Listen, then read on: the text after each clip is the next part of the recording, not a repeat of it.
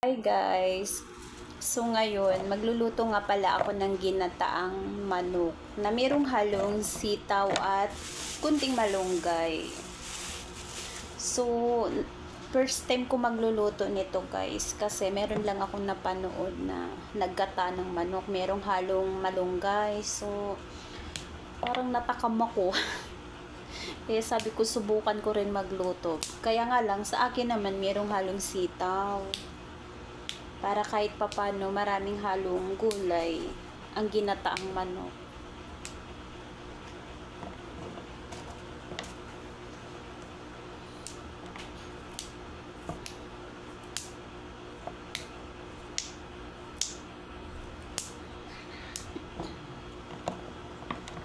So, himayin ko to lahat guys.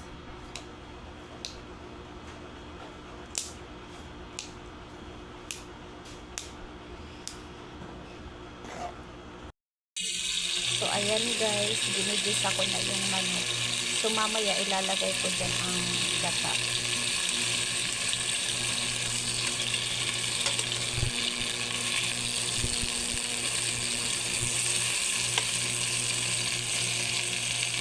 Ayan guys, nilagay ko na ang sitaw at malunggay.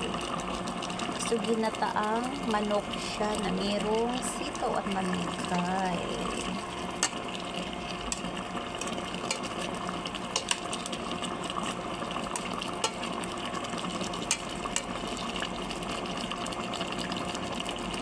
Ayan guys, dahil hindi ko makain ng gulay ang aking dalawang anak, so pinaprito ko na lang sila ng chicken.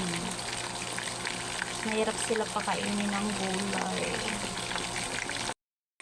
Mahirap talaga pakainin ng gulay ang mga bata. Napakapili pagdating sa ulam. So, ayan guys, nakaluto na ako guys at kakain na kami. So, ayan ang aking pagkain. So, ayan din ang ulam ng mga bata. At ito yung pagkain ni Ate Binis. Kay Nico, walang gulay kasi ayaw ng gulay. Guys, samahan nyo kami. Kakain ng kaming di guys. So, ayan, kakain na po kami.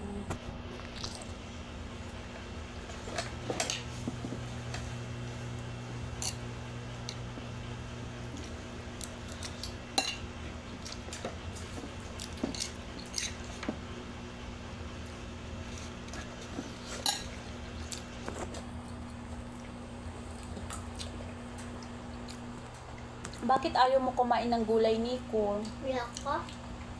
Ikaw, Ate Binis, kain ka ng gulay, ha? Sarap kaya? Kaya nga, masarap ang gulay. Mami, yung gulay niya no? Alte.